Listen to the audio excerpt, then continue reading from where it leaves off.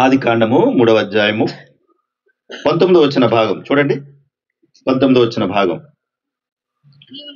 నీవు నేలకు తిరిగి చేరు వరకు నీ ముఖపు చెమట కార్చి ఆహారము తిందువు.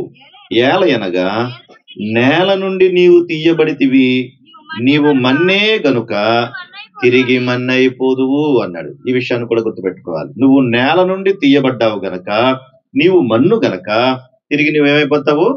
మన్నైపోతావు అన్నాడు. అంటే నీ స్థితిగతులు ఏమిటి అని అంటే, నువ్వు మట్టి మనిషివి. నువ్వు మట్టి మనిషివి. ఈ భూమి మీద నువ్వు ఎంత కష్టపడినా, ఎంత ప్రయాసపడినా, ఏది చేసినా నువ్వు మట్టి మనిషివి గనుక ఏదో ఒక రోజు నువ్వు ఎక్కడికి వెళ్ళిపోతావు? మట్టిలోనికి వెళ్ళిపోతావు. అంటే మట్టిలోనికి పోయేది ఏంటనమాట? శరీరం మాత్రమే.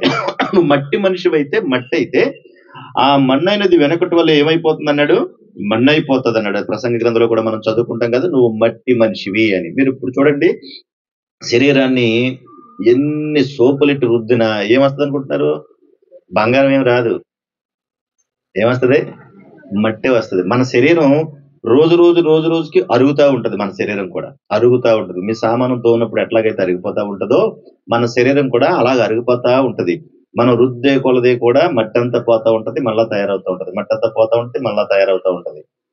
విచిత్రమైనటువంటి శరీరం. కాబట్టి ఈ శరీరానికి కూడా దేవుడు శిక్ష వేసి ఏదో ఒక రోజు నువ్వు మట్టిలోనికి వెళ్ళిపోతావు. మన టైటిల్ ఏంటి? దేవుని రక్షణ ప్రణాళిక. ఇదంతా. ఆ తర్వాత ఆయన ఆదాము తన భార్యకు హవ్వ అని పేరు పెట్టెను. ఏలైనగా ఆమె జీవము గల ప్రతివానికిని తల్లి అన్నాడు. ఆమెను కూడా ఒక తల్లిగా చేశాడు. నువ్వు తండ్రిగానే ఉంటావు. అయితే మట్టి గనక మట్టిలో నువ్వు ఏదో ఒక రోజు కలిసిపోతావు. ఆ మట్టి దేహం మట్టిలోకి వెళ్ళిపోవాలి. ఎప్పుడైనా సరే, ఎక్కడైనా సరే అది మట్టిలోకి పోవాల్సిందే. ఈ దేహం ఎక్కడికి వెళ్ళిపోవాలి?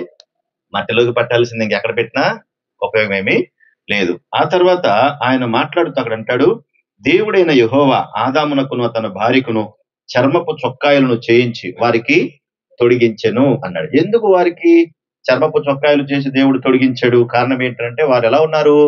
వాళ్ళు దిగంబర్లుగా ఉన్నారు. ప్రారంభంలో అప్పుడు ఏమి లేవు కదా. ఇప్పుడు ఏమన్నా టైలర్స్ ఏమైనా ఉన్నారా మనకి? అప్పుడు కాలంలో ఏమి లేదు. ఇప్పుడంటే రకరకాల సోకులు.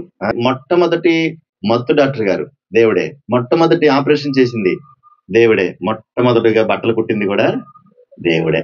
ఆ రోజున ఏ జంతు చర్మాన్ని చీల్చాడో దేవుడు తెలియదు గాని, వారు మాత్రము దిగంబర్లుగా ఉన్నారని, ఇప్పటి వరకు మీరు నాతో సహవాసం చేశారు, ఇప్పుడు నాతో సహవాసాన్ని పోగొట్టుకుని మీరు చచ్చిన స్థితిలోకి వెళ్ళారు, మీకు సిగ్గు తెలిసింది, కాబట్టి ఇక తప్పదు నాయనా అని దేవుడే, మరి తండ్రి స్థానంలో ఉన్నాడు కదా ఆయన, దిగివచ్చి వారికి బట్టలు కుట్టించి, చర్మపు చొక్కాయలు కుట్టించి వాళ్ళిద్దరికీ తొడిగించాడు.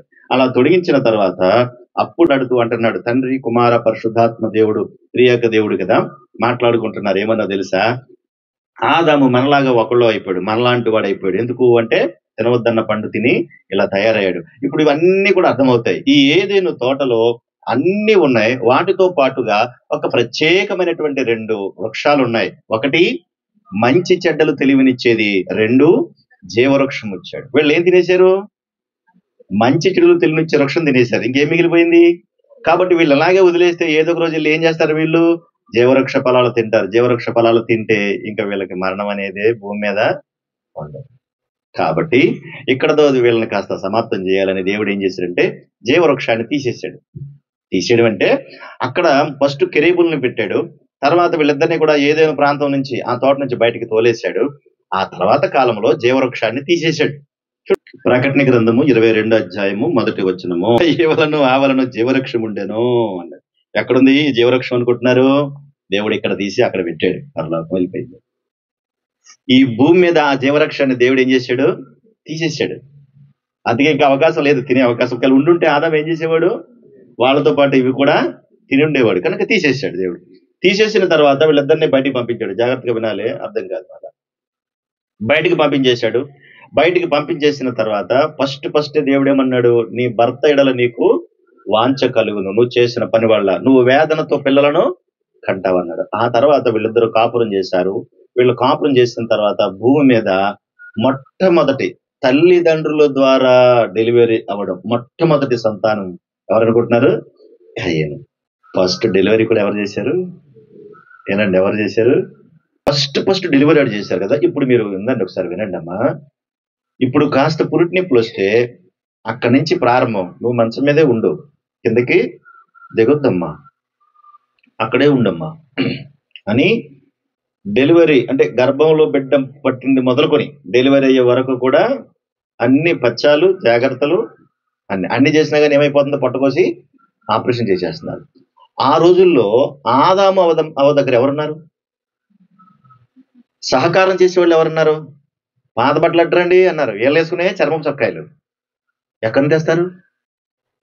మరి డెలివరీ ఎలా జరిగి ఉంటుంది?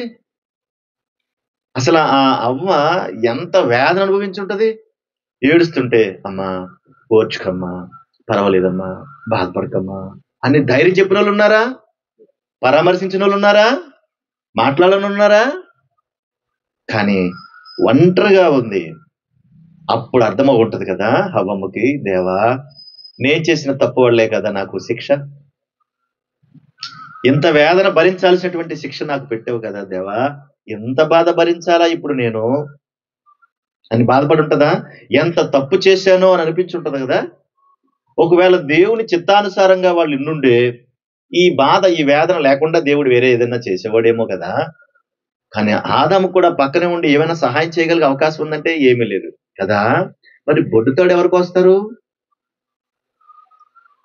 బొడ్డుతాడు ఎవరికి వస్తారు? మరి ఆ రోజున బొడ్డుతాడు ఎవరు కోసారు? అసలు మీకు రాత్రి చెప్పాను కదా మిమ్మల్ని అలా ట్రాన్స్ లో తీసుకెళ్తానని. ఒకసారి అలా వెళ్ళండి మీరు. ఇప్పుడు ఎదురుగుండా డెలివరీ జరుగుతుంది, అక్కడ ఆదాము హవ్వలు మాత్రమే ఉన్నారు. అక్కడ డెలివరీ అవుతుంటే కయ్యను పుడతా ఉంటే అవ్వమ్మ ఎంత వేదన పడతా ఉందో తల్లి. ఏం చేయాలో తెలియక ఆదాము అటు ఇటు తిరుగుతూ ఉంటాడేమో, ఏమీ అర్థం కాని పరిస్థితి. ఆదరించేవారు లేరు, ఓదార్చేవారు లేరు, ధైర్యం చెప్పేవారు లేరు, పరామర్శించేవాళ్ళు లేరు. ఆ రోజున దేవుడు మొరపెట్టుకుంటుంటే దేవుడే చక్కగా అవ్వమ్మకి ఫ్రీ డెలివరీ అయ్యేటట్టుగా చేశాడు కదా. ఒకవేళ ఆపరేషన్ చేయాల్సి వస్తే పరిస్థితులు ఎట్లా ఉంటాయి? కనుక భూమి మీద ఆ రోజున దేవుడు వారు చేసినటువంటి పనికి శిక్షగా దేవుడు ఆ రోజున బిడ్డనిస్తే నీ గర్భవేదన హెచ్చిస్తానన్నప్పుడు ఆ విధంగా ఆ బాధతోనే డెలివరీ అయ్యింది. ఆ బిడ్డ మొట్టమొదటి సంతానం ఎవరంటే కయ్యను. బాగా వినాలి, కయ్యను పుట్టాడు. కయ్యను పుట్టిన తర్వాత కయ్యను ఎలా పరిస్థితులు ఉన్నాయో వాళ్ళు వేరే సంగతి, కానీ హవం మాత్రం వెంటనే ఒక మాట అందండి. చూడండి 4వ అధ్యాయం 1వ వచనం, ఆది కాండము 4వ అధ్యాయం 1వ వచనం చూడండి అన్నమాట. ఆదాము తన భార్య నవ్వును కూడినప్పుడు ఆమె గర్భవతి అయి కుమారుని కని యెహోవా దయ వలన నేను ఒక మనుషుని సంపాదించుకుని ఉన్నాను. ఎవరి దయ వలన? అప్పుడు దాకా తను ఎలా ఉందో ఏమో తెలియదు, కానీ తన పడిన వేదన బట్టి వెంటనే ఎవరి జ్ఞాపకం వచ్చారు? అప్పుడు దేవుడు జ్ఞాపకం వచ్చాడు. ఆయన దయ వలన నేను ఒక మనుషుని సంపాదించుకున్నాను, నేను నేరమే చేశాను, దేవునికి విరుద్ధంగానే చేశాను, అయినా గాని దేవుడు నన్ను కనికరించి ఒక బిడ్డను నాకు ఇచ్చాడని సంతోషించింది ఆ రోజు. అయితే ఇది జరిగిన తర్వాత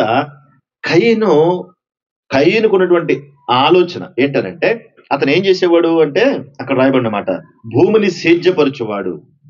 భూమిని సేద్యపరచువాడు. ఆ తర్వాత కయ్యను తర్వాత మరొక బిడ్డ పుట్టాడు, ఆయనే హేబేలు. ఈయన ఏం చేస్తాడు అంటే ఈయన గొర్రెల కాపరి, ఇతనేమో భూమిని సేద్యపరచువాడు. ఇద్దరు స్టోరీ మనందరికీ తెలుసు, అవసరమైన మాట మాత్రం జ్ఞాపకం చేస్తాను మీకు. ఈ కయ్యను సేద్యపరిచేటువంటి డ్యూటీలోనే ఉన్నా కానీ దేవునికి ఇవ్వాలి అనేటువంటి ఉద్దేశంతో తన పొలము పంటలో కొంత యెహోవాకు అర్పణగా తెచ్చాడు. వినాలమ్మా, ఆ రోజున ఇది దేవునికి ఇవ్వాలి అని కయ్యనికి ఎట్లా తెలిసింది? ఎవరు లేరుగా అప్పుడు. దేవునికి మనం అర్పణ ఇవ్వాలి అనే సంగతి కయ్యనికి ఎట్లా తెలిసింది? ఎవరు చెప్పుండాలి? తనకున్నది ఎవరు అక్కడ? తల్లి, తండ్రి. కనుక వారు నేర్పించారు, నువ్వు దేవునికి అర్పణ మనం ఇవ్వాలి నాయనా అని. ఆలోచన మంచిదే, అయితే దేవునికి ఇవ్వాలా అనుకున్నాడు, పట్టుకొచ్చాడు. తర్వాత హేబెలు కూడా ఏం చేశాడంటే తనకిచ్చిన దాంట్లో కూడా తీసుకుని ఇచ్చాడు. అక్కడ క్రొవ్విన వాటిని కొన్ని తెచ్చను అని రాయబడి ఉంది. అక్కడ క్రొవ్విన వాటిని తెచ్చను. ఇద్దరు కూడా అర్పణ తెచ్చారు. ఆ రోజున వాళ్ళిద్దరిని కూడా తల్లిదండ్రులు చూశారు. ఇద్దరు తెచ్చిన అర్పణ కూడా దేవుడు చూశాడు. అయితే కయ్యను తెచ్చిన దాన్ని దేవునికి ఇష్టం కాలేదు, హేబెలు తెచ్చింది మాత్రం ఇష్టమైంది. ఎందుకంటే ప్రారంభం చరిత్ర చాలా అవసరం, మన పరిస్థితులు ఏంటనేది. ఇద్దరికి అయితే అలాంటి పరిస్థితులు ఉన్నాడు. కయ్యను మాత్రం తెచ్చినటువంటి అర్పణ తీసుకోలేదని కయ్యనికి చాలా కోపం వచ్చింది. చాలా కోపం వచ్చింది. వింటున్నారా లేదు? ఫస్ట్ ఫస్ట్ ఫస్ట్ ఫస్ట్ ప్రపంచ కోపధారి ఎవరు? ప్రపంచ కోపధారి. కోపంతో మండిపోయిన మొట్టమొదటి వ్యక్తి ప్రపంచంలో ఎవరు? కయీను. ఎక్కడిది ఈ కోపం? ఎక్కడిది ఈ కోపం? చూసారా? అప్పుడు దాకా కోపం అంటే ఏంటో తెలియదు, కానీ ఇప్పుడు కోపదారి వచ్చాడు. ఆ కోపం రావడానికి కారణం ఏంటంటే ఎవరి మీద తగా బెద పెట్టుకున్నాడు? నేను ఇచ్చిన దాన్ని నువ్వు ఎందుకు పుచ్చుకోలేదు అని. ఎందుకు వచ్చింది తగాదా అంటే ఒకరిది పుచ్చుకుని ఒకరిది పుచ్చుకోపోవడం వల్ల. మనుషుల దగ్గర మనం ఇలాగుంటే సహజంగా సమాధానం చెప్పుకోగలుగుతాం. కానీ ఎవరితో పోట్లాడుతున్నాడు? దేవుడితోనే పోట్లాడుతున్నావు. నువ్వు ఎందుకు తెచ్చుకోలేదు నువ్వు అంటే దేవుడు సమాధానం చెబుతున్నాడు. నువ్వు ఎందుకు తీసుకోలేదు నాది అని అంటే దేవుడు సమాధానం చెప్తున్నాడు. చూడండి అక్కడ 5వ వచనంలో, కయీనును అతని అర్పణను ఆయన లక్ష్య పెట్టలేదు కాబట్టి కయీనుకు మిక్కిలి కోపం వచ్చి, ఎంత కోపం వచ్చిందంట? మిక్కిలి కోపం వచ్చి అతడు తన ముఖం ఎలా చిన్నబుచ్చుకుంటాము? ఫస్ట్ ముఖం పుచ్చుకున్నాడు ఎవడు? ముఖం చిన్నబుచ్చుకున్నాడు ఎవడు? అంటే చిన్నబుచ్చుకోవడం ఎక్కడ నేర్చుకోవాలి ఇప్పుడు మనం? ఎవరైనా ముఖం చిన్నబుచ్చుకుంటే ఎవరు నేర్పారు మరి నీకు? ఆ పెద్ద మనిషే నేర్పాడు నీకు. ఆ పెద్ద మనిషి నడిపించేవాడు వేరేవాడు ఉన్నాడు. వాడి దగ్గర వీడు నేర్చుకుని వీడు వచ్చి అందరికీ నేర్పించాడు. దేవుడు అంటున్నాడు ముఖం చిన్నబుచ్చుకున్నావు ఏంటి నాయన అంటే, కయ్యంతో అంటాడు నీకు కోపమేలా? దేవుడు అంటాడంటే నీకు కోపమేలా, ఎందుకు ముఖం నువ్వు చిన్నబుచ్చుకున్నావు అంటే, అవును మరి మా తమ్ముడు ఇచ్చింది నువ్వు తీసుకున్నావు, నేను ఇచ్చిందేమో నువ్వు తీసుకోలేదు అన్నాడు. నువ్వు సత్క్రియ చేస్తే తలెత్తుకుంటావు, నువ్వు సత్క్రియ చేయలేదు గనక నీ వాకిట పాపము పొంచి ఉంది. బాగా వినాలి ఇప్పుడు. నువ్వు సత్క్రియ చేయాల, మంచి పని చేయాల, చెడుగా చేసావు. చెడున్న చోట ఉండేది ఏంటంటే పాపము. చెడిపోయిన స్థితిలో ఉన్న చోట పాపం ఉంటుంది. సత్క్రియ లేని చోట పాపము వాకిట ఉంటుంది అన్నాడు. వాకిట అంటే బయటే కదా. కనుక ఆ రోజున కయీను తెచ్చుకోకుండానే మాట్లాడుతున్నప్పటికీ కూడా బయట ఉన్నటువంటి పాపాన్ని తన చేసిన పనులు బట్టి లోపలికి తెచ్చుకున్నాడు. మీరు చూడండి, ఇప్పటి వరకు మనం చదువుకున్న అధ్యాయులు ఎక్కడైనా పాపం అనే మాట వినబడిందా? ఎప్పుడు చదువుకున్నాం మనం? 3 రోజులు చెప్పుకున్నాం కదా. పాపం అనే పదం ఫస్ట్ కనబడింది ఇక్కడే, మొట్టమొదటిగా కనబడింది ఇక్కడే. నీ వాకిట పాపము పొంచి ఉంటుంది అని అన్నాడు. అంటే మరి నువ్వు చేసింది ఏంటి? నువ్వు రైట్ చేసావా? ఎందుకు ఇలా చేసావు నువ్వు అని దేవుడు అతనితో మాట్లాడుతుంటే అతను ఏదేదో చెప్పుకుంటా ఉన్నాడు, కోపం పట్టలేకపోతున్నాడు. అయితే హేబెలు అర్పణ లక్ష్య పెట్టడానికి కారణం ఏంటంటే హెబ్రీ పత్రిక 11వ అధ్యాయము 4వ వచనం బాగానే ఒకసారి చదవండి. హెబ్రీ పత్రిక 11వ అధ్యాయము 4వ వచన భాగం. విశ్వాసమును బట్టి హేబెలు కయీను కంటే శ్రేష్టమైన బలి దేవునికి అర్పించను, దేవుడి అతని అర్పణను సాక్ష్యం ఇచ్చాడు. చాలమ్మా. ఏం చేశాడంట? శ్రేష్టమైన అర్పణ ఇచ్చాడు. అతనేమో ఏదో ఇద్దాంలే అనుకుని తెచ్చాడు. అసలు చిన్న సమస్యగా ప్రారంభమైంది, చాలా పెద్ద సమస్య అయిపోయింది. అక్కడ జరిగే చదువు కనబడుతుంది. ఎందుకు చెప్తున్నాను? ఇది చిన్న సమస్యగా ప్రారంభమైంది. ఫస్ట్ ఆదాము హవ్వలు చేసింది ఏంటంటే తినవద్దన్న దాన్ని తినివారు పాపం చేశారు, అక్కడ తప్పు చేశారు, దేవుని ఆజ్ఞను అతిక్రమించారు. ఆ తర్వాత వాళ్ళ పిల్లల్లో మొట్టమొదటి జ్యేష్ఠపుత్రుడు ఏం చేశాడు అంటే, నువ్వు ఎందుకు ఇలా చేసావు, నాది ఎందుకు నువ్వు పుచ్చుకోలేదు, వాడిది ఎందుకు నువ్వు పుచ్చుకున్నావు అని దేవునితో గొడవెట్టుకున్నాడు. దైవిక భక్తి లేనటువంటి వారు దేవునితోనే యుద్ధం ఆడతారు. దైవిక నియమాలు తెలియనటువంటి వారు దేవునితోనే కొట్లాడతారు. పని అదే. ఎవడైతే నాకేంటి అనే బరితెగింపు మాటలు మాట్లాడతారు, దేవునితో కొట్లాడతారు వీళ్ళు. కానీ కయీను ఆ రోజున చేసినటువంటి పనిని బట్టి దేవుడు అతన్ని హెచ్చరించాడు. ఎందుకు నీకు కోపం? అంత కోపం నీకెందుకు? నువ్వేం చేస్తున్నావు ఏంటంటే ఆ కోపాన్ని భరించలేకపోయాడు. పట్టరానంత కోపం తెచ్చుకున్నాడు. ఆ కోపంతో తను చేసినటువంటి పని చూడండి. 8వ వచనంలో, కయీను తన తమ్ముడైన హేబెలుతో మాట్లాడెను. వారు పొలములో ఉన్నప్పుడు కయీను తన తమ్ముడైన హేబెలు మీద పడి అతనిని చంపెను. తమ్ముడి మీద కక్ష గట్టుకున్నాడు. ఎందుకు? ఇంతకీ తమ్ముడు ఇందులో ఏమి నేరం చేశాడు అంటే ఏమి నేరం చేయలేదు. తమ్ముడు ఏమైనా నేరం చేశాడు ఇక్కడ? ఉందా? అక్కడ ఏమి లేదు. ఏం చేశాడంటే తనకన్నా శ్రేష్టమైన అర్పణ అర్పించాడు, అది దేవునికి నచ్చిందని. అంతే ప్రాబ్లం. ఇందులో ఇంకేముంది? నీ భోజనం నువ్వే చేస్తావు, నీ ఇల్లు నువ్వే కట్టుకుంటావు, నీకున్నది నువ్వే తింటావు, అయినా సరే నీకు బడి ఏడుస్తారు ఎందుకు? ఏంటది అంటే వారవలేని తనం అన్నారు, అసూయ అన్నారు, స్వార్థం అన్నారు దాన్ని. ఇదంతా కయ్యనులోకి వచ్చేసింది. ఇలాంటి వాళ్ళందరికీ లీడర్ ఎవరంటే కయ్యను. కనుక ఈ కయ్యను మొట్టమొదటిగా కోపం తెచ్చుకున్నాడు, మొట్టమొదటిగా అర్పణిచ్చినోడు, మొట్టమొదటి దేవునితో పొట్లాట పెట్టుకున్నవాడు, మొట్టమొదటి నరహంతకుడు ఎవరు భూమి మీద? కయ్యను. మొట్టమొదటి నరహంతకుడు, నరహత్య చేశాడు. ఇప్పటికీ ఇలాంటి పరిస్థితుల్లో ఉన్నవాళ్ళు, ఇలాంటి సంగతుల్లో ఉన్నవాళ్ళు, ఇలాంటి పనులు చేస్తున్న వారికి నాయకుడు ఎవరంటే ఆయనే. చూడండి, దేవుడు ఏమనుకున్నాడు? మీరు ఫలించి, మీరు అభివృద్ధి పొంది, మీరు భూమిని నిండించి దానిని లోపరుచుకోండి, ఇదంతా మీది, ఇదంతా మీకే నేను ఇచ్చాను, మీరు తినండి, చక్కగా ఉండండి అని దేవుడు అంటే, ఆయన సంకల్పాన్ని దెబ్బ కొట్టడానికి వాడు చక్కగా సర్పము ద్వారా వచ్చి మాట్లాడి చేయాల్సిన పనులన్నీ చేసి మొత్తం మీద ఏం చేశాడంటే తను అనుకున్నది సక్సెస్ అయ్యాడు. ఇప్పుడు ఇంట్లో గొడవలు లేవు, గొడవలు ఇట్టాడు కదా. ప్రశాంతంగా ఉన్న ఇల్లుని మొత్తం పాడు చేశాడు. అన్నదమ్ముల మధ్య చిచ్చు పెట్టాడు. పెట్టాడా పెట్టలేదా? మరి అలాంటప్పుడు ఏమవుతుంది సంగతులు? కలిసి ఉన్న వాళ్ళే, అప్పటిదాకా కలిసి ఉన్న వాళ్ళే, ప్రేమించుకున్న వాళ్ళే, ఒకరంటే ఒకరు విడిచిపెట్టాలి అంత ప్రేమ కలిగిన వాళ్ళే. కానీ వెంటనే ఏదో చిన్ని చిన్ని పొరపచ్చాల వల్ల, చిన్ని చిన్ని మాటల వల్ల అన్నదమ్ముల మధ్య ఏమైపోతున్నాయి? కోపతాపాలు వస్తున్నాయి, విడిపోతా ఉన్నారు, ప్రేమలు చచ్చిపోతా ఉన్నాయి, స్వార్థాలు పెరిగిపోతా ఉన్నాయి. నువ్వెంతంటే నువ్వెంత అనుకుంటున్నారు, కడకి విడిపోయే పరిస్థితిలోకి వెళ్ళిపోతున్నారు. సొంత తమ్ముణ్ణి చంపాడు మొట్టమొదటి నరహంతకుడు భూమి మీద. ఎవరైనా? కయ్యను. మొట్టమొదటిగా హత్య చేయబడిన వాడెవరు? హేబేలు. కనుక ఆ పని చేసే వారికి ఎవరైనా సరే నాయకుడు ఉంటే వాడే నాయకుడు. ఆ రోజున ఇదంతా జరిగిన తర్వాత దేవుడు చూసి, అతని యొక్క సంగతులన్నీ చూసి, అసలు నువ్వు ఏం చేస్తున్నావు, నువ్వు ఎలా చేస్తావని ఆ రోజున హేబేలు యొక్క మొర భూమిలో నుండి రక్తం మొరపెడతా ఉంటే, నాయన విన్నానులే అని కయ్యన్ని ప్రశ్నించాడు. ఏం చేసావు నువ్వు? ఏడు మీ తమ్ముడు ఎక్కడున్నాడు, ఏడు మీ తమ్ముడు అని అడిగితే ఏం చెప్పాడు?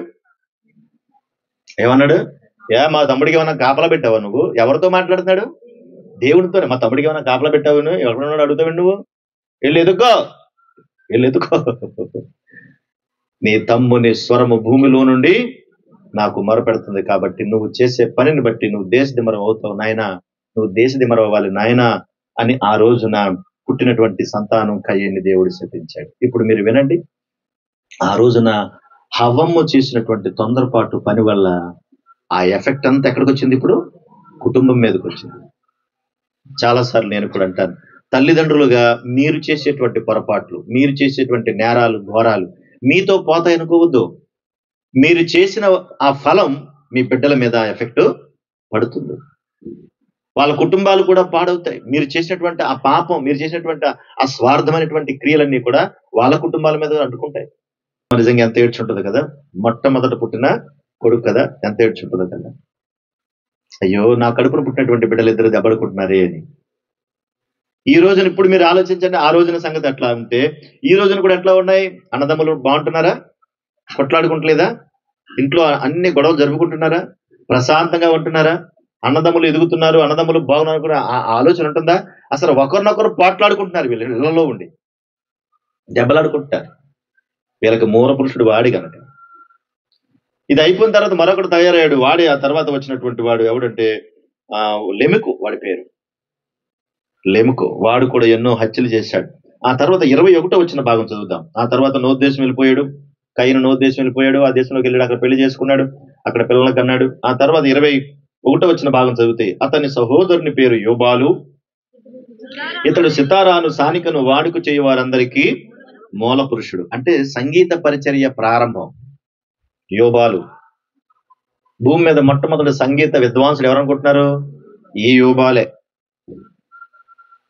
పరలోకంలో సంగీతం వాయించేవాడు ఎవరనుకుంటున్నారు?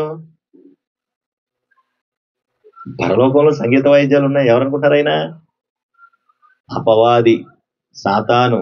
వాడు అక్కడ దేవుణ్ణి ఆరాధించేవాడు. కనుక సంగీతం అలా పుట్టింది. కానీ ఈ రోజున కూడా సంగీతం వినగానే మనకి ఏమైపోతూ ఉంటాం?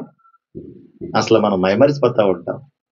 దాన్ని ఉపయోగించుకునేలాగా ఉపయోగించుకుంటే అది బాగుంటది, అది పక్కదారి పడితే మొత్తం అంతా పాడవుతుంది. అసలు ఏం మాట్లాడుతున్నారో, ఏం పాడుతున్నారో ఆ మ్యూజిక్ లేట్ మనకేమి అర్థం కావు. డుసుకు డుసుకు డుసుకు డుసుకు అంటూ ఉంటాయి, ఏం అర్థం కాదు మనకి అవి.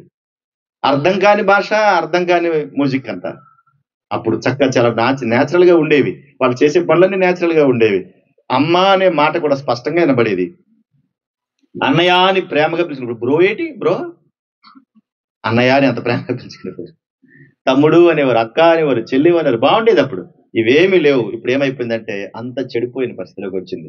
ఆ రోజున సంగీత విద్వాంసుడు ఎవరంటే యోబాలు. ఆ తర్వాత మళ్ళీ బయటకు వచ్చింది 26 వచనం. మరియు షేతునకు కూడా కుమారుడు పుట్టిన అతనికి ఎనోషు అని పేరు పెట్టారు. అప్పుడు యెహోవా నామమున ప్రార్థన చేయుట ఆరంభమాయను. మొట్టమొదటిగా ప్రార్థన ప్రారంభించాడు ఎనోషు. షేతు కొడుకు. షేతు ఎవరు అంటే అక్కడ 25 వచనం చదవండి. ఆదాము మరలా తన భార్యను కూడినప్పుడు ఆమె కుమారుని కని కయీను చంపిన హేబెలునకు ప్రతిగా దేవుడు నాకు మరొక సంతానము నియమించనని అతనికి ఎనోషని షేతు అని పేరు పెట్టాను అన్నాడు. మీరు చూడండి, మొదటి కొడుకేమో హంతకుడైపోయాడు, దేశదిమ్మరైపోయాడు. ఇంకో కొడుకేమో హత్య చేయబడి చచ్చిపోయాడు. ఇప్పుడు ఇద్దరు కొడుకులు పుట్టి అలాగైపోతే ఇప్పుడు ఆ తల్లి ఎలా ఉంటది? ఎలా ఉంటదండి తల్లి? ఓ కొడుకేమో దేశదిమ్మరైపోయాడు, దేవుడు క్షమించాడు కాబట్టి. ఇంకో కొడుకేమో ఆ కొడుకు చేత ఏమైపోయాడంటే చంపబడ్డాడు. వీళ్ళిద్దరి తర్వాత దేవుడు ఇచ్చినటువంటి ఫలమే షేతు. ఆ షేతు గర్భాన పుట్టినవాడు ఎనోషు యెహోవా నామమున ప్రార్థన చేయుట ఆరంభించను. ఆ తర్వాత అక్కడ నుండి ఆదాము నుండి వంశావళి ప్రారంభమైంది.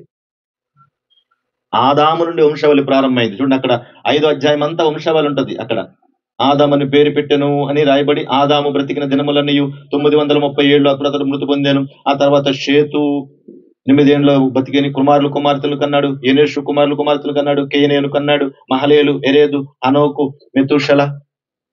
వీళ్ళందరూ కూడా ఒకరి తర్వాత కుమారులను కుమార్తెలను కనెను. ఎందుకు కనెను అని అంటే ఆ రోజున వేసటమీ ఆపరేషన్ లేవు, ట్యూబెక్టమీ ఆపరేషన్లు కూడా లేవు. ఆ రోజున చిన్న ఆపరేషన్లు పెద్ద ఆపరేషన్లు కూడా లేవు. అందుకని పుట్టడం బలిగుడ్డులాగా పిల్లలే పిల్లలు. ఎందుకని దేవుడు ఏమన్నాడు? మీరు ఫలించి అభివృద్ధి పొంది భూమిని నిండించి దానిని విస్తరించి మీరు దానిని లోపరుచుకోండి అంటే అసలు భూమి అంతా విస్తరించాలి కదా ఇప్పుడు మరి దేవుడు. కాబట్టి ఆదాము గర్భము నుండి తర్వాత పిల్లలు ప్రారంభమైపోయారు. ఆదాము ఎన్ని సంవత్సరాలు బతికాడు? 930 ఏండ్లు బతికి పిల్లల్ని కుమారులు కుమార్తెలను కన్నాడు. ఆ తర్వాత షేతు 912 ఏళ్ళు బతికాడు. ఆయన కూడా కుమారులు కుమార్తెలు కన్నాడు. తర్వాత ఎనోషు 905 సంవత్సరాలు బతికాడు. కెయనేను 910 ఏండ్లు బతికాడు. మహాలేలు 895 ఏండ్లు బతికాడు. ఎరేదు 962 ఏండ్లు బతికాడు. ఆ తర్వాత హనోకు 365 ఏండ్లు బతికాడు. అంటే చూడండి, ఒకరి తర్వాత ఒకరు 7 సంవత్సరాలు బతికారంట వాళ్ళు. సుమారుగా 1000 సంవత్సరాలు. ఒక మనిషికి ఎంత ఇచ్చాడు ఆయుష్ అప్పుడు? దేవుడు 1000 సంవత్సరాలు ఇచ్చాడు. 1000 సంవత్సరాలు ఇచ్చాడండి. మనకెంత ఇప్పుడు ఆయుష్ అంటే? అయిపోయింది. 70 ఎక్కడ బతుకుతున్నాం? పుట్టగానే వెళ్ళిపోతుంది. సుమారుగా 1000 సంవత్సరాలు ఇచ్చాడు. ఇప్పుడు ఆ రోజుల్లో అందరికన్నా ఎక్కువ బతికినాడు ఎవరంటే మెతుషల. అక్కడ ఉంది చూడండి 27వ వచనంలో 5వ అధ్యాయము. మెతుషల దినములను 969 ఏండ్లు బ్రతికాను. ఎన్ని సంవత్సరాలంట? హైయెస్ట్ గా బ్రతికిన వాళ్ళు ఎవరునంటే మెతుషల. ఎన్ని సంవత్సరాలు? 969 సంవత్సరాలు బతికాడండి. అలాగా ఆ తర్వాత ఆదాము హవ్వల సంతానములో కయీను, ఆ తర్వాత మరి హేబెల్ చనిపోయాడు కదా, షేతు, వారి సంతానము అలాగా విస్తరించుకుంటూ వెళ్ళిపోయింది. అలా విస్తరించుకుంటూ జనాభా అంతా పోగొడిపోయారు ఒకే చోట. వాళ్ళందరూ పోగొడిన తర్వాత ఆ లెముకు పుట్టాడు. తర్వాత ఆ లెముకు పుట్టినటువంటి కొడుకే నోవహు. ఎవరైనా నోవహు అక్కడ రాయబడిన ఆ మాటలో కనిన తర్వాత 195 ఏండ్లు లెముకు దినములను 777 ఏండ్లు బ్రతికెను అన్నాడు. ఆ తర్వాత నోవహు. వినండమ్మా, నోవహు పుట్టాడు. తర్వాత దేవుడు నెమ్మది కలగజేస్తాడనుకుని నోవహు అని పేరు పెట్టి నోవహు సంతానము ద్వారా మొత్తం మీద ఆదాము దగ్గర నుండి హవ్వ దగ్గర నుండి సంతానం విస్తరించి అలా పెరిగిన తర్వాత నోవహు కాలం వచ్చేటప్పటికి దేవుడు వీళ్ళందరినీ పరీక్ష చేస్తే ఎవరిని? అక్కడున్న జంతువులు, పక్షులు, పురుగులు కాదు. ఎవరిని పరిశీలించాడంటే ఆయన మనుషులందరినీ పరిశీలన చేశాడు. పరిశీలనందరినీ చేస్తే అసలు వాళ్ళు ఎట్లా ఉన్నారనుకుంటారంటే వాళ్ళ స్థితే బాలేదు. చూడండి 5వ వచనం. 6:5 నరుల చెడుతనము భూమి మీద గొప్పదనియు వారి హృదయం యొక్క తలంపులలోని ఊహయంతయు ఎల్లప్పుడూ కేవలము చెడ్డదనియు యెహోవా చూచి తాను భూమి మీద నరులను చేసినందుకు యెహోవా సంతాపం నుండి తన హృదయములో నొచ్చుకొనెను అన్నాడు. ఎప్పుడు కలిగిందంట బాధ ఆయనకి? మన తండ్రికి ఇంతమంది పిల్లలను భూమి మీద నేను పంపిస్తే వీళ్ళందరూ కూడా పాపం చేస్తే వారి యొక్క హృదయం అంతా చెడిపోయి నాశనం అయిపోతే వాళ్ళు చేస్తున్నటువంటి పనులు నేను చూడలేకపోతున్నాను అంటున్నాడు దేవుడు.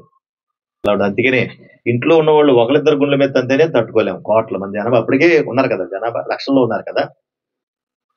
ఆ జనాభా అంతా కలిపి వాళ్ళు చెడిపోయిన స్థితిలోకి వెళ్ళిపోతే దేవుడు అందరినీ వెతుకుతా చూస్తా ఉన్నాడు. ఎందుకు వెతుకుతాడో తెలుసా? తన స్థితిగతులన్నిటిని బట్టి ఎలాగా వీళ్ళని రాపాడుకోవాలి, ఎలాగ వీళ్ళని రక్షించుకోవాలి, ఎలాగ వీళ్ళని ఉద్ధరించాలని చూస్తే ఎవరు కనపట్లేదు. పోనీ అందులో ఉన్నటువంటి ఆ స్థితిగతులు పోనీ నోవహు కూడా ఏమన్నా మంచోడు అంటే నోవహు కూడా మంచోడేమి కాదు. నోవహు కూడా ఉన్న స్థితిగతులు అంతే.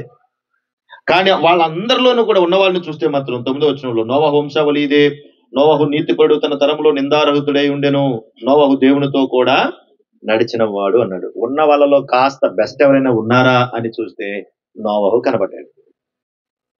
ఆదాము, హవ్వ, ఆ తర్వాత వారి సంతానం చూసినటువంటి బిడ్డలందరూ కూడా విస్తరించున్నారు. ఇప్పుడు ఎక్కడికి వెళ్ళేది వీళ్ళందరూ విస్తరించున్నారు.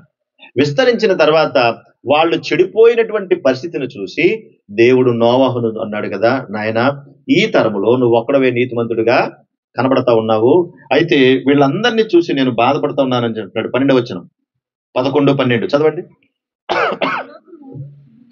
భూలోకము దేవుని సన్నిధిని చెడిపోయి ఉండెను, భూలోకము బలాత్కారముతో నిండి ఉండెను, దేవుడు భూలోకమును చూచినప్పుడు అది చెడిపోయి ఉండెను, భూమి మీద సమస్త శరీరులు తమ మార్గమును చెరిపివేసుకుని ఉన్నారు అన్నాడు. ఎవరెవరు వాళ్ళు అంటే సమస్త శరీరులు, శరీరాన్ని ధరించుకున్న ప్రతి ఒక్కరు కూడా చెడిపోయిన స్థితిలోకి వెళ్ళిపోతే అందులో కొంచెం బెస్ట్ ఎవరన్నా ఉన్నారా అని చూస్తే నోవహు ఒకటే కనబడ్డాడు, నోవహు కుటుంబం ఒకటే కనబడింది. ఇప్పుడు మీరు ఆలోచించాలి. మరి దేవుడు తీసుకునేటువంటి నిర్ణయాలు వేరేగా ఉంటాయి కదా, దేవుని ఉద్దేశాలు వేరేగా ఉంటాయి కదా. మనం ఒకటి అనుకుంటే అక్కడ జరిగేది వేరేగా జరుగుతూ ఉంటది, మనం ఒకటి అనుకుంటే అక్కడ ఇంకోటి అవుతూ ఉంటది. కానీ ఆ రోజున దేవుడు ఉద్దేశాలన్నింటినీ కూడా పక్కన పెట్టి చూస్తే ఏదైతే చెయ్యాలని దేవుడు అనుకున్నాడో ఆ సంకల్పాన్ని వాడు చక్కగా సక్సెస్ అయ్యాడా లేదా? ఎవడాడు? అపవాది. వాడు సక్సెస్ అయ్యాడు. ఎలా చెడగొట్టాలా అని ప్లాన్ చేశాడు, చెడగొట్టాడు కదా. చెడు స్పీడ్కి వెళ్తుందా, మంచి స్పీడ్కి వెళ్తుందా? చెప్పండి, ఏది స్పీడ్కి వెళ్ళిపోద్ది? ఎప్పుడు కూడా చెడు చాలా స్పీడ్కి వెళ్ళిపోద్ది. మంచి చేయాలంటే చాలా కష్టపడాలి, మంచి పని చేయాలంటే చాలా కష్టపడాలి, చెడు పని చేయడానికి క్షణం పట్టదు. నిజం. కనుక ఆ రోజున కుటుంబాలన్నింటినీ కూడా వాడు మింగి నాశనం చేశాడు. దేవుడు వాళ్ళని చూసి చింతపడి నోవహును పిలిచాడు, నాయన ఇదంతా కూడా నేను చూడలేకపోతున్నాను, కాబట్టి నువ్వేం చేస్తావంటే ఇదిగో మొట్టమొదటిగా నువ్వు సువార్త చెప్పు. నువ్వేం చేయాలి? ఇప్పుడు మొట్టమొదటిగా నువ్వు సువార్త చెప్పు. ఇదిగో భూలోకము చెడిపోయి ఉంది, మీరు ఇలాగే ఉంటే కనుక దేవుడు మీకు శిక్ష వేస్తాడు, మీరు బాగుపడాలి, మీరు బాగుపడాలంటే నా మాట వినాలి అని దేవుడు నోవహును పిలిచి, ఇదిగో మీరు చేసే పని ఏది కూడా సరిగా లేదు, మీ మార్గమును మీరు చెరిపేసుకుని ఉన్నారు, చెడిపోయి ఉన్నారు, చెడిపోయిన మీరు బాగుపడాలి, మీరు బాగుపడాలంటే నా మాట వినాలని దేవుడు నోవహు కాలంలో, నోవహు తరములో సువార్తను ప్రకటించి వారు రక్షించుకోవడానికి ఒక ప్రణాళికను ఏర్పాటు చేసి, ఇదిగో జలప్రలయం రాబోతుంది, అది జలప్రలయం అంటే సామాన్యంగా వచ్చేది కాదు, నువ్వేదో పిల్ల కాలంలో అనుకునేది కాదు, చిన్న గోదావరి లాంటిది కూడా కాదు, అది ప్రపంచాన్ని తలకిందులు చేస్తా ఉంటది, అలాంటి జలప్రలయాన్ని నేను రప్పించబోతా ఉన్నాను, కాబట్టి మీరు సిద్ధపడండి, మీరు సిద్ధపడండి, మీరు సిద్ధపడండి అని నోవహును పిలిస్తే నోవహు తన 3 కొడుకుల్ని పిలిచాడు. ఎంతమంది కొడుకులు నోవహుకి? షేము, హాము, యాపెతు. వాళ్ళని పిలిచాడు, వాళ్ళ భార్యలు పిలిచాడు, తన భార్యను పిలిచాడు, ఇదిగో దేవుడు ఈ మాట చెప్పాడు, ఇలా పని చేయమన్నాడు, ఇదంతా కూడా మరి నెరవేర్చమన్నాడు, ఇదంతా నాశనం అవుతుందని చెప్తున్నాడు, దేవుడు ఒక పెద్ద ఓడను కట్టమన్నాడు, ఆ ఓడలో అందరినీ ఆహ్వానించమన్నాడు, మరి అందరికీ చెప్పమన్నాడు అని అంటే ఆ కుటుంబం అంతా కూడా ఏకీవించారు. అందరూ సిద్ధపడి ఓడను సిద్ధపాటు చేశారు.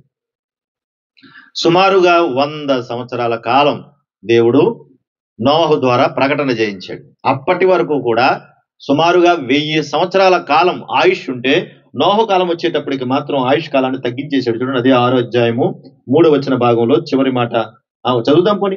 అప్పుడు యెహోవా నా ఆత్మ నరులతో ఎల్లప్పుడూ వాదించదు, వారు తమ అక్రమ విషయంలో నరమాత్రులై ఉన్నారు, అయినను వారి దినములు 120 ఏండ్లగును అన్నాడంటే 1000 సంవత్సరాలు ఉన్న ఆయుష్ వాళ్ళు చేసే తప్పుడు పనులు భరించలేక ఒకేసారి దేవుడు ఏం చేశాడు? 120 సంవత్సరాలు తగ్గించేశాడు.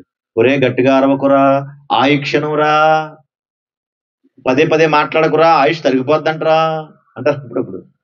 దేవుడు 1000 సంవత్సరాలు ఇస్తే 1000 సంవత్సరాల కాలాన్ని పాడు చేసుకుంటున్నారని దేవుడు ఏం చేశాడంటే 120 సంవత్సరాలకి కుదించేసి, ఇదిగో జలప్రలయం రాబోతుంది, మీరు సిద్ధపడండి, మీరు సిద్ధపడండి, మీరు సిద్ధపడండి అంటున్నాడు. అంటే ఆయన ప్రణాళిక ఏంటి? ఆదాము హవ్వల ద్వారా వాళ్ళ భూమి మీద నిండించి వాళ్ళందరినీ కూడా విస్తరింప చేయాలనుకున్నాడు. అయితే అపవాది ఆ సంకల్పాన్ని దెబ్బకొట్టాడు. దాన్ని మరలా సరిదిద్దడానికి మరొక ప్రణాళికను దేవుడు వేశాడు. ఏమనంటే, ఇదిగో మీరు బాగుపడాలంటే మీరు నా మాట వినండి, మీరు చెడిపోవద్దు, మీరు నాశనం కావద్దు, మీరు కుటుంబాలు పాడు చేసుకోవద్దు, నా మాట వినండి అని సుమారుగా 100 సంవత్సరాలు నోవహు ద్వారా ఏం చేశాడు? సువార్త ప్రకటన చేయించాడు. చేస్తే ఇప్పుడు ఆ రోజు విన్నారా? ఎవరైనా ఒక్కరైనా విన్నారా అమ్మా? ఎవరైనా విన్నారా? ఒక్కరైనా విన్నారా? ఆ నోవహు కుటుంబం, నోవహు కుమారులు, నోవహు భార్య, నోవహు కోడలు తప్ప ఇంకెవరు వాడలోకి అయితే రాలేదు. జతలుగా చుట్టూ ఉన్నటువంటి సమస్త జీవరాశులు వాడలోనికి వచ్చినాయి. ఎంత విచిత్రమో! ఆ మధ్యకాలంలో సునామీ వచ్చింది చూసారా? అప్పుడు శ్రీలంకలో ఉన్నటువంటి ఏనుగులు, జంతువులు అవన్నీ కూడా వాటిని సంకెళ్లతో కట్టేస్తే అవన్నీ కూడా తెంపుకుని కొండ ప్రాంతాలకు వెళ్ళిపోయి అంటండి. అవి ఎత్తైన పర్వతం మీదకి ఎక్కేసినాయి అంటండి. ఏవి? ఆ జంతువులన్నీ కూడా. మనుషులు మాత్రం కదలలేదు. ఇవి ఎందుకు వెళ్ళిపోతున్నాయన్న సంగతులకు తెలియదు. ఎందుకంటే ప్రకృతిలో జరుగుతున్న అలాంటి సంగతులన్నీ జంతువులకు చక్కగా తెలుస్తాయి. ఆ జ్ఞానాన్ని దేవుడు వారికి ఇచ్చాడు మరి. అవి మాట వింటాయి కనుక అవి పరుగున ఏనుగులతో సహా అన్ని తెంపేసుకుని ఎత్తైన ప్రాంతాలకు వెళ్ళిపోయినాయి. ఆ రోజున మన కళ్ళెదురుగున జరిగింది ఇవంతా కూడా. ఆ రోజున నోవహు కాలంలో కూడా జంతువులన్నీ కూడా వాడలోనికి వచ్చినాయి, కానీ మనుషులు ఎవరు? వాళ్ళు ఏంట్రా వాడకడతావా? ఇక్కడ వాడకట్టి ఏం సాధించావురా నువ్వు? ఊరు మధ్యలో వాడకడతావేంట్రా? ఎవడైనా సముద్రం పక్కన కడతాడు, లేదంటే ఏ నది పక్కన కడతాడు, నువ్వేంట్రా ఊరు మధ్యలో వాడకడుతున్నావు? వాడకడతావురా అని ఆ రోజున నోవహును చాలా ఎగతాళి చేశారు. కానీ దేవుని ఉద్దేశం మాత్రం నోవహుకు అర్థమైంది. దేవుడు రక్షించాలనుకుంటున్నాడు, మనిషి ఏమో పాడైపోతా ఉన్నాడు. కనుక తన రక్షణ ప్రణాళికను కొనసాగించడానికి ఆ రోజున మొట్టమొదటిగా దేవుడు ఎన్నుకున్న మనిషి ఎవరంటే నోవహు కుటుంబం. నోవహు మొట్టమొదటి సువార్త చెప్పింది ఎవరు? నోవహు. ఆయన పనికి ఉపయోగపరంగా ఉన్నటువంటి వాడు నోవహే. కనుక సువార్త ప్రకటన చేసి ప్రకటించి అన్ని చేసినా కూడా ఒక్కరు కూడా మాట వినలేదు. ఆ రోజున ఇలాంటి సౌండ్ బాక్సులు లేవు, మాట్లాడడానికి ఏమీ సౌండ్ సిస్టమ్ అంటూ కూడా ఏమీ లేదు. ఎలా చెప్పుంటాడు? అందరూ కూడా నవ్వారట, దూషించారంట. ఆ రోజు నవ్వారంట అందరూ. నువ్వు వాడకడతావా? అలాగా ఇలాగానంటే దేవుడు తను అనుకున్న సమయానికి చక్కగా చేశాడు. మనమైనా మాట తప్పుతామేమో గాని దేవుడు మాట తప్పని వాడైనా, మాట తప్పడైనా, మనమైనా మాటిచ్చి తప్పుతామేమో కానీ దేవుడు మాట తప్పనివాడు, మాటిచ్చి నెరవేర్చువాడు ఆయన. కనుక ఒక రోజు వచ్చింది, ఆయన చెప్పాడు, ఇగో ఇంకా ఎవరు మాట్లాడలేదా, ఇంకా రెడీ అవ్వలేదా, ఇంకా సిద్ధపడలేదా, ఇగో ఇంకా 40 రోజులకి వర్షం మొదలు వస్తుంది, నువ్వు సిద్ధపడు. అంతా టైం అయిపోయింది, ప్రవాహం వచ్చే సమయం అయిపోయింది. నోవహు తన కోడళ్ళు, తన భార్య, తన కుమారులు అందరూ కలిసి ఓడలో ఎక్కేశారు. ఆ తర్వాత అందరూ ఓడలోకి వెళ్ళిన తర్వాత దేవుడే డోర్ క్లోజ్ చేశాడు. మనుషులు ఎవ్వరు లోపలికి రాలా, మనుషులు ఎవ్వరూ లోపలికి రాలేదు. జంతువులు, పక్షులు, పురుగులు అన్ని వచ్చాయి. ఆ రోజున డోర్ క్లోజ్ చేయకపోతే ఒకవేళ ఏ జాలి మనసు ఉండి మనం ఏం చేస్తాం? గబుక్కున డోర్ ఓపెన్ చేస్తాం కదా. దేవుడు ఆ ఛాన్స్ కూడా ఇవ్వలేదు, డోర్ క్లోజ్ చేసాడు. సమయం ఉన్నప్పుడే ఏదైనా సాధించాలి, బతుకున్నప్పుడే ఏదైనా సాధించాలి. చనిపోయిన తర్వాత మనం సాధించడానికి ఏమీ ఉండదు. బతుకుండగానే మనం ఏదైనా మంచి చెడ్డలు ఆలోచించగలం, కానీ చనిపోయిన తర్వాత ఏం ఆలోచిస్తాం? చనిపోయిన తర్వాత ఆలోచించడానికి ఏమీ ఉండదు కదా. ఆదాముతో అన్నాడు కదా, నువ్వు మట్టి శరీరం కదా, ఏదో ఒక రోజు నువ్వేమైపోతావు, తిరిగి మరలా మట్టిలోనికే వెళ్ళిపోతావు, నువ్వు మట్టి శరీరం కాబట్టి అని అన్నాడు. కాబట్టి మట్టిలోకి వెళ్ళిపోయేటువంటి ఈ దేహాన్ని ఎక్కువ ఆలోచించకుండా మన లోపల ఉన్న ఆత్మను ఎక్కువ పట్టించుకోవాలి, ఆత్మ గురించి ఎక్కువ ఆలోచించుకోవాలి. ఆ రోజున దేవుడు ఎంత మొత్తుకున్నాడంటే, నిజంగా అసలు దేవుడు అనుకుంటే ఎంతసేపు ఆయనకి క్షణంలో వర్షం పడుతుంది, క్షణంలో తుఫాన్ వస్తుంది, క్షణంలో సునామీ వస్తుంది, క్షణంలో గుడిరెప్పు కూడా వస్తుంది, క్షణంలో ఏదైనా జరిగిద్ది. ఒక్క పూటకైనా, ఒక్క వారానికైనా అంటారు అప్పుడప్పుడు. అవును మరి. కనుక దేవుని చిత్తానుసారంగా ఆ రోజున నోవహు మాత్రమే ప్రవేశించాడు, ఆ కుటుంబం మాత్రమే రక్షించబడింది. మిగిలిన వాళ్ళందరూ కూడా ఆ తుఫానులో, ఆ జల ప్రళయంలో ఏమైపోయారు? వాళ్ళందరూ కొట్టుకుపోయారు. అది మీదకి వస్తా ఉంటే, ఆ ప్రవాహం మీదకి వస్తా ఉంటే అప్పుడు ఏడ్చుంటారు కదా, అయ్యో నన్ను కాపాడండి, నన్ను కాపాడండి, నన్ను రక్షించండి, నేను వస్తాను. ఒకవేళ ఆ చుట్టూ కొట్టుకొచ్చుంటే జనం ఏం చేస్తుంటారు? ఆ వాడి దగ్గరకు వచ్చి తలుపు తీయండి అని ఉంటారా? అన్నారా లేదా? అనకుండా ఉంటారా? అంటే అన్ని లక్షల మంది ఉన్నారు కదా ఆ రోజునే. వాళ్ళంతా ఎవరి సంతానం అంటే ఆదాము సంతానం నుంచి వచ్చిన వాళ్ళే కదా వాళ్ళందరూ దాని చుట్టూ చేరుంటారు కదా, నీళ్ళకి పైన తేలుంటారు కదా, కొద్ది గొప్ప ఈత నేర్చుకునే వాళ్ళు ఉంటారు కదా, దగ్గరికి వచ్చి కొట్టుంటారు కదా, అయ్యో తలుపు తీయండి అని ఉంటాడు కదా. కానీ తలుపు తీయడానికి దాని తాళపు చెవి ఎవరి దగ్గర ఉంది? దేవుని దగ్గర ఉంది. ఆయన ఒకసారి క్లోజ్ చేస్తే, ఆయన ఒకసారి తలుపు మూస్తే తీసేవాడు ఎవడూ లేడు. ఆయన ఒకవేళ తలుపు తీసి లోపలికి ఆహ్వానిస్తే తలుపు వేసేవాడు కూడా ఎవడో లేడు. లోపలికి ఆహ్వానించాలన్నా ఆయనే, బయటకి గెట్టేయాలైనా ఆయనే. మనకంటే ఆ జాలి హృదయం ఉంటది. ఒకవేళ మా అమ్మాయి కదా, మా నాన్నే కదా, మా అన్నయ్య కదా, మా తమ్ముడే, ఒకవేళ మనం అలా ఉండొచ్చేమో. కానీ దేవుడు ఇచ్చిన సమయాన్ని వృధాగా పాడు చేసుకుని, దేవుడు ఇచ్చిన సమయాన్ని సద్వినియోగం చేసుకోకుండా పాడు చేసుకుంటే, ఆ తర్వాత ఆ సమయాన్ని దేవుడు తన చేతిలోకి తీసుకుంటాడు. అప్పుడు మనం చేసేది ఏమీ ఉండదు.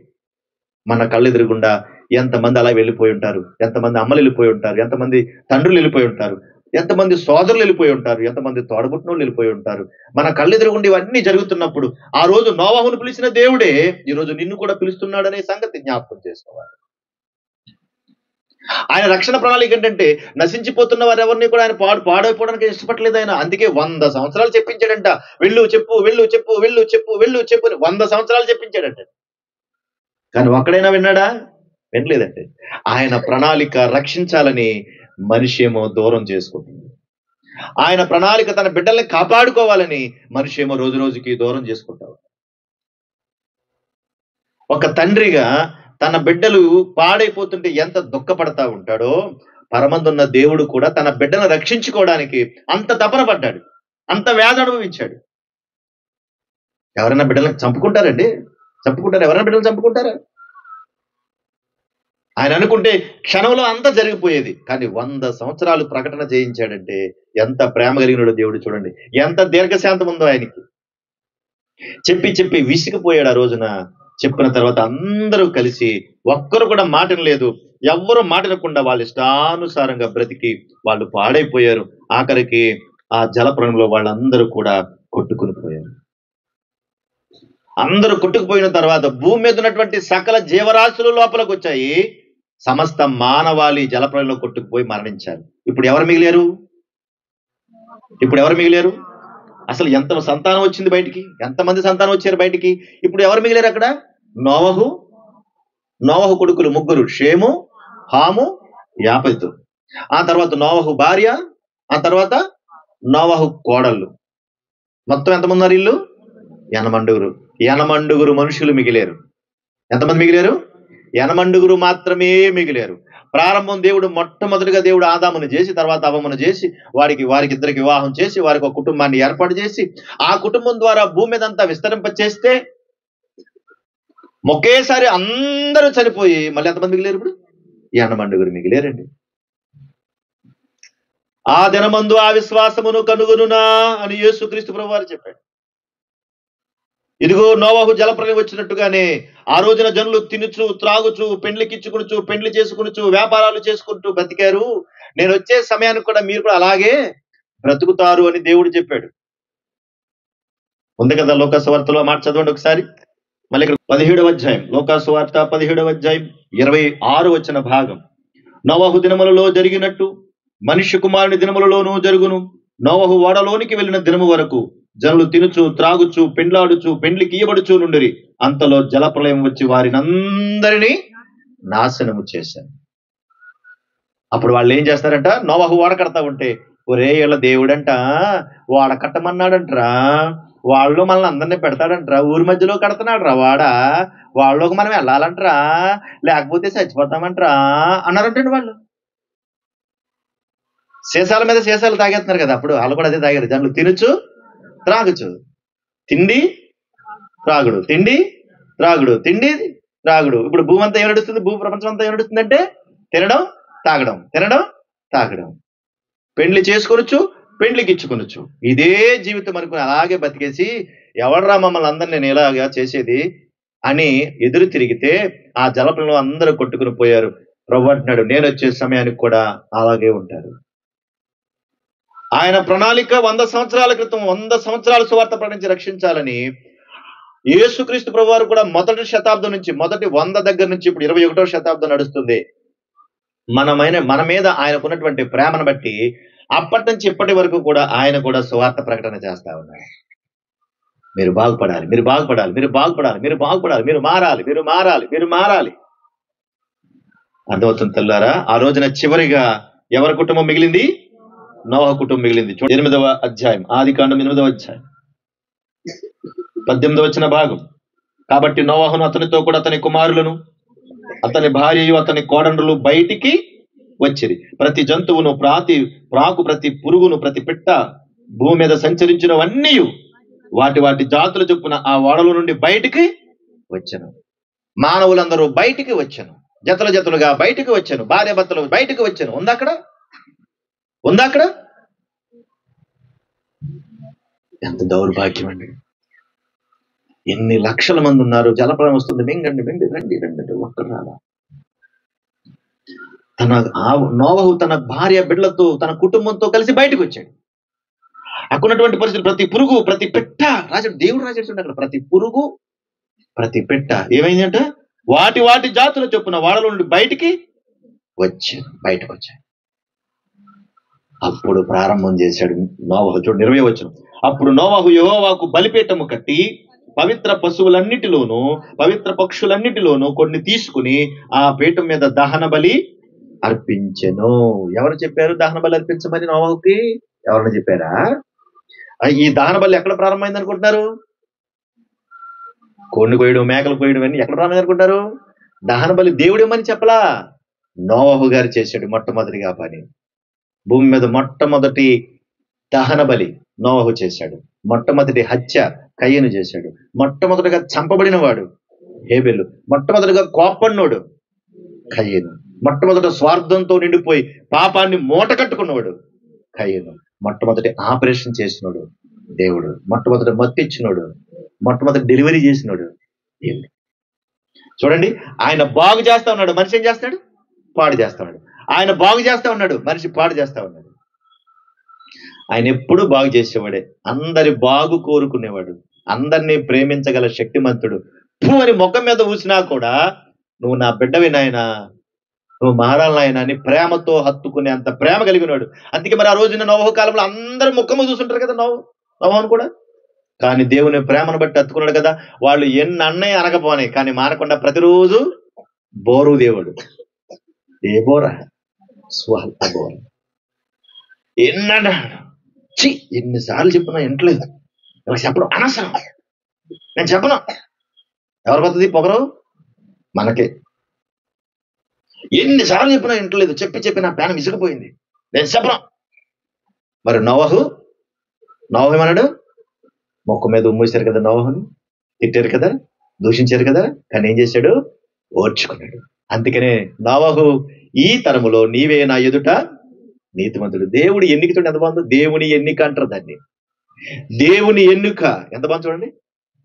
ఆయన నిన్ను ఎన్నుకున్నాడంటే నువ్వు కూడా అలా మారిపోవాలి, అలా తయారైపోవాలి.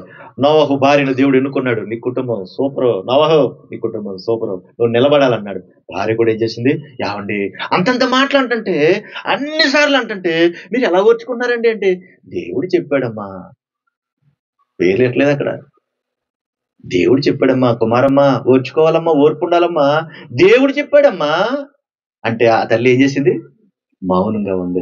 3 కొడుకులు వచ్చారు, 3 కూతుళ్ళు ఉన్నారు. వాళ్ళు కూడా అంటున్నారు, నాన్నగారు ఎందుకంటే వాళ్ళతో మాట్లాడతారు, వాళ్ళకి చెప్పాల్సిన అవసరం మనకేంటి, ఉంటే ఉంటారు, పోతే పోతారు, ఎందుకు చెప్పాలి మనం అని కొడుకులు అని ఉంటారు కదా. ఒరే అలా అనకూడదురా, దేవుడు చెప్పాడురా, ఓర్చుకుంటారా నాన్న. కోడలు ఉంటారు కదా, మీ నాన్నకంటే సిగ్గులేదు, మీ అమ్మకంటే సిగ్గులేదు, మీకన్నా లేదా ఈ మాటలన్నీ పడ్డానికి కదా మేము ఎక్కడున్నాం అని అనాలి కదా. కానీ వాళ్ళు కూడా ఏమని ఉంటారు? నాన్న చెప్పాడు, నాన్నకు దేవుడు చెప్పాడు, నాన్న నాకు చెప్పాడు, నేను నీకు చెప్తున్నాను. అమ్మా మనందరికీ దేవుడు చెప్పాడు, మనం ఓర్చుకోవాలమ్మా, సహించుకోవాలమ్మా, నిలబడాలమ్మా. ఎందుకో తెలుసా? ఆయన రక్షణ ప్రణాళిక నెరవేర్చడానికి దేవుడు నిన్నెన్నుకున్నాడు. ఇక్కడ నిన్నెన్నుకున్నాడంటే కారణం ఏంటో తెలుసా? నువ్వు మంచిగా బ్రతకాలి. నీ మంచి బ్రతుకు అనేకులకు ఆదర్శంగా ఉండాలి.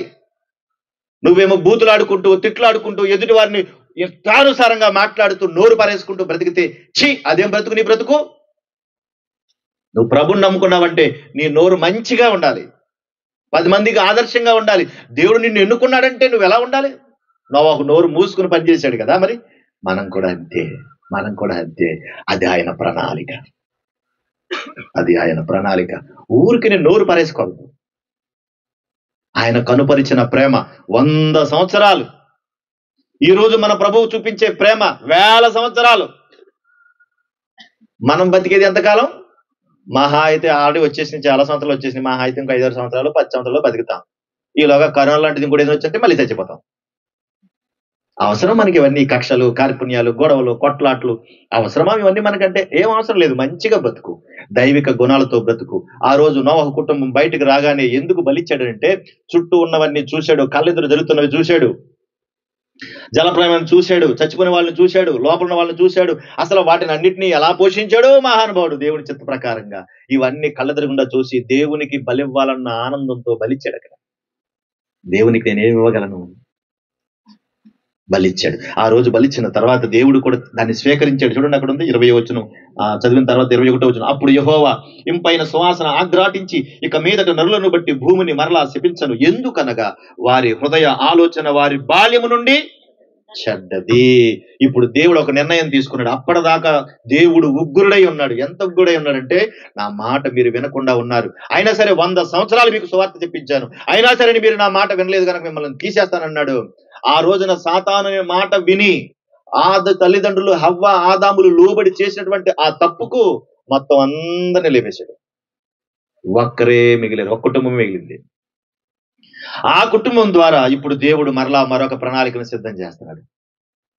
ఆ కుటుంబం ద్వారా దేవుడు ఆ కుటుంబాన్ని ఎన్నుకున్నాడు కాబట్టి దాన్ని స్వీకరించాడు. ఆ రోజున తన ఒక నిర్ణయాన్ని తీసుకున్నాడు. ఇక మీదట నేను ఎప్పుడు ఇలాంటి జలప్రళయాన్ని చేయను అన్నాడు. ఎందుకు నాయనా అనంటే, అక్కడ ఏమన్నాడు ఆయన? నరుల హృదయము వారి బాల్యము నుండి చెడ్డది. అంటే ఎప్పుడు చెడిపోయిందంటే ఇది? ఈ లోపల ఉన్న హృదయం ఎప్పుడు చెడిపోయింది? అప్పుడు చిన్నప్పుడు చెడిపోయింది. ఎప్పుడు చెడిపోయాడు? బాల్యము నుండి చెడిపోయాడు. అర్థం చేసుకోండి, బాల్యము నుండి అంటే ఇప్పుడు దేవుడు తన ప్రణాళికను వేరేగా పెట్టేశాడు. అర్థం చేసుకోండి మీరు కూడా.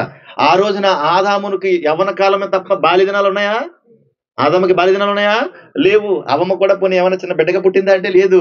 యవనస్తురాలుగా దేవుడు పుట్టించాడు. ఆదామును యవనస్తుడిగా పుట్టించాడు, అవ్వమ్మను యవనస్తురాలుగా చేశాడు. వాళ్ళకి బాల్యం తెలియదు, వాళ్ళ డెలివరీ అంటే వాళ్ళకేమి లేదు. వాళ్ళ తల్లిదండ్రులు ఎవరంటే ఎవరో? దేవుడే. తల్లి ఆయనే, తండ్రి ఆయనే, ఇంకెవరో లేరు వాళ్ళకి. కానీ వాళ్ళ గర్భం నుండి వచ్చినటువంటి ఈ కయ్యను, హేబెలు, షేతుకు మాత్రం తల్లిదండ్రులు ఎవరు? ఆదాము, హవ్వలు. వీళ్ళందరూ చెడిపోతే దేవుడు చూసి వాళ్ళందరినీ లేపేసి అప్పుడు మరొక సిద్ధపాటు చేశాడు, మరొక ప్రణాళికను ఏర్పాటు చేశాడు. వారు బాల్యం నుండి చెడిపోయారు గనక ఇప్పుడు నేను తీసుకోవలసిన నిర్ణయం ఏంటంటే, బాల్యం నుండి చేసుకోవాలి. బాల్యము నుండి వీళ్ళకి ప్రిపేర్ చేయాలి. ఇప్పుడు నేను బాల్యము నుండి కూడా వీళ్ళని సిద్ధపాటు చేయాలి అని భూమి నిలిచి ఉన్నంత కాలము, వేదకాలము, కోతకాలము, శీతోష్ణములు, వేసవి, శీతకాలములు, రాత్రి పగళ్ళు ఉండక మానవని తన హృదయములో అనుకున్నాను. దేవుడు తీసుకున్న నిర్ణయం ఇదిగో నాయన, వారి బాల్యము నుండి చెడిపోయారు నాయన, కాబట్టి ఇక మీదట ఎప్పుడు కూడా జలప్రళయాన్ని రప్పించను అన్నాడు. అంటే దాని అర్థం ఏంటో తెలుసా? నోవహు కాలంలో వచ్చినటువంటి జలప్రళయం మరలా వచ్చిందా ఈ భూమి మీద? వచ్చిందా?